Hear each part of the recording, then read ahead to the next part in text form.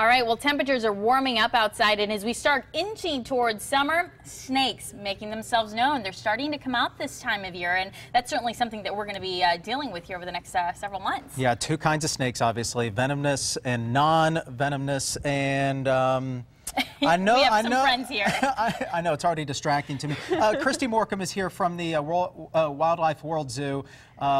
I never know what you're going to show up with. This is really neat. Talk to us about what you have here. This is an albino king snake. Now, typically these king snakes are going to be black and white. Okay. And a lot of people, when they see a snake, they instantly freak out. Yes. Well, these king snakes are an excellent snake to have around. Now, people who are concerned about rattlesnakes, you want to invite these king snakes because they can actually kill venomous snakes. Wow. Including the rattlesnake. Well, they're immune to the venom. It doesn't affect them the same way it affects us.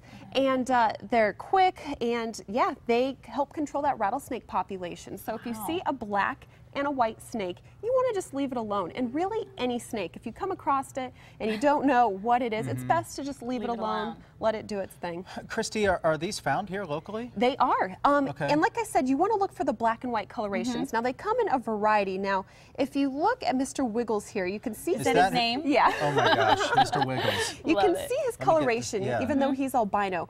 Where it's that pinkish color, that would typically be black, and where it's yellow, that will typically be white. And sometimes they vary in coloration, where it'll be maybe white spots along it. Right. But like I said, great snake to have around. Okay. How do you know? I mean, you see one of these or you see a snake out there. I heard something about the tail. You can tell from the tail if it's venomous or not, or how do you know? Well, rattlesnakes definitely have that rattle at the tip, but it's best to look at their head because you don't have to get very close to look at their head. You definitely don't want to get, yeah. And typically your venomous snakes are going to have more of a triangular shaped head because their venom pockets are located behind their eyes. And if you look at Mr. Wiggles here, you'll see his head's very round. Sure. And that's because they lack those venom pockets. So that's a nice, easy thing you can look for. And something you want to keep in mind is snakes can usually lunge about half their body length.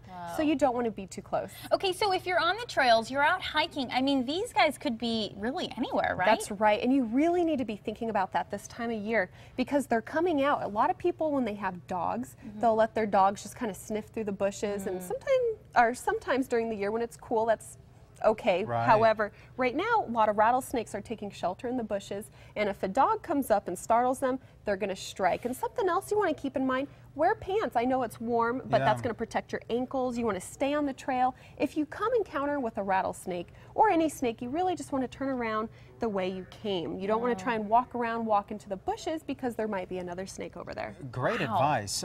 It's amazing that these guys will actually take out a rattlesnake. That is really incredible. interesting. Yeah, and a lot of people don't realize that. That's why they're called the king snake. So again, great snakes. And again, this is rare to see one with this color. Yeah, very rare. Typically, you wouldn't see an albino snake this size out in the wild because if they're albino, they don't blend into their surroundings. They're usually picked off by predators pretty early on in life.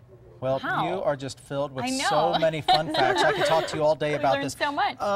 You're going to stick around. You're going to have a couple different animals that we're going to talk about. Some dangerous, some not. Christy, thank you for being here from the World Wildlife Zoo. Wildlife World Zoo. Did I mess it up? I'm sorry. Thanks for correcting me. Yes. It's a tongue twister.